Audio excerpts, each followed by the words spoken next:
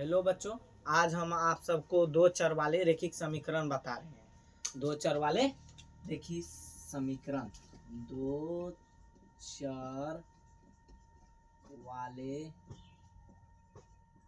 रैखिक समीकरण।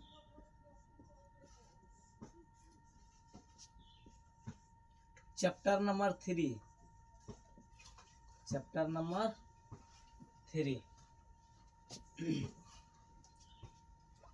दो चर वाले रैखिक समीकरण। इसका मतलब हो गया दो चर वाले दो ठो समीकरण होगा। दो चर वाला दो ठो समीकरण होगा। पहला मान लीजिए x प्लस 2y बराबर 10, वो x प्लस 3y बराबर 15 मान लीजिए। कितना? 15। इसको समीकरण 1 मान लीजिए, इसको समीकरण 2 मान लीजिए। एग्जाम में जब भी आपको पूछेगा तो दो ठो नियम से, एक ठो प्रतिस्थापन विधि या तो विलोपन विधि, ये दोनों इम्पोर्टेंट होता है। वज्र गुणन विधि से कभी कभी पूछता है, आप सब नहीं तो विश्वास नहीं होता है तो आप सब देख लीजिएगा बुक में या टेक्स्ट बुक में जो होगा क्वेश्चन बैंक देख लीजिएगा।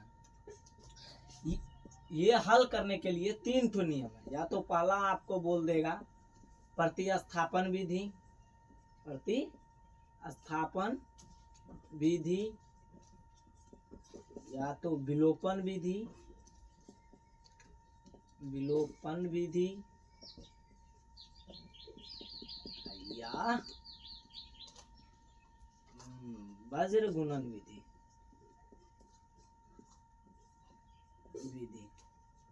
ये दोनों इम्पोर्टेंट है। ये दो में से कोई एक नियम लेकिन निश्चित पूछ देगा 2 नंबर के लिए। कितने नंबर के लिए? 2 नंबर के लिए। पहला नियम आप सबको बता रहे हैं। पहला नियम क्या है? प्रतिस्थापन विधि। तो पहला नियम से ही बता रहे हैं, प्रतिस्थापन विधि से। तो समीकरण क्या है? x प्लस 2y बराबर 10, समीकरण 1, और x प्लस 3y बराबर 15, समीकरण 2। समीकरण 1 से,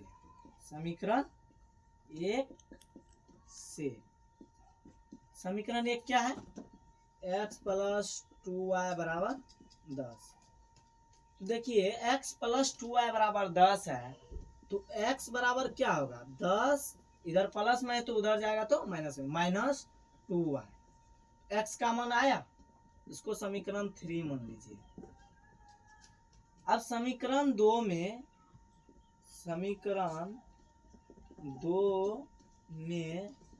x का मान निकला, तो x का मान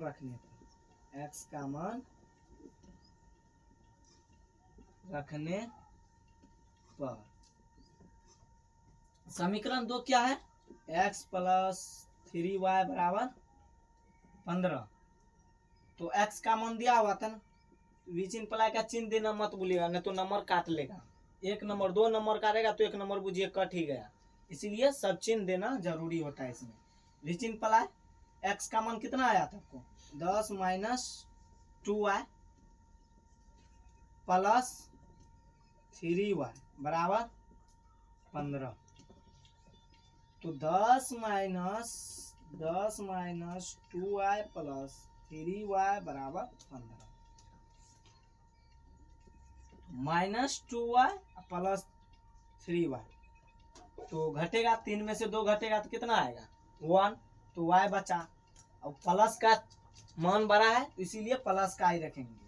y बराबर, देखिए प्लस इधर 10 क्या है? प्लस में है ना, उस बगल जाएगा तो क्या होगा? माइनस में। तो 15 माइनस 10, तो y का वैल्यू कितना निकला? y बराबर कितना निकला? 15 में से 10 गया तो 5 आया।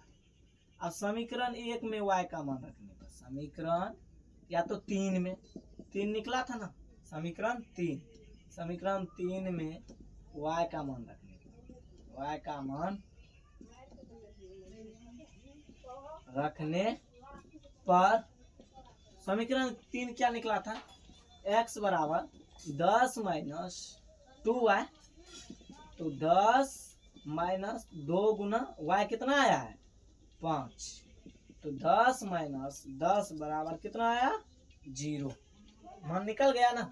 आपको x और y बोलेगा क्या, प्रतिस्थापन विधि से इस समीकरण का x और y का मान निकाले। तो प्रतिस्थापन विधि से, प्रतिस्थापन विधि से x बराबर कितना निकला 0, y बराबर कितना निकला आपको, y बराबर कितना निकला 5। ये हुआ आंसर। ठीक है। इसके बाद वज्र गुणन। अब कल आप सबको वज्र गुणन विधि और विलोपन विधि से दोनों से बता देंगे। ठीक है, ओके बाय।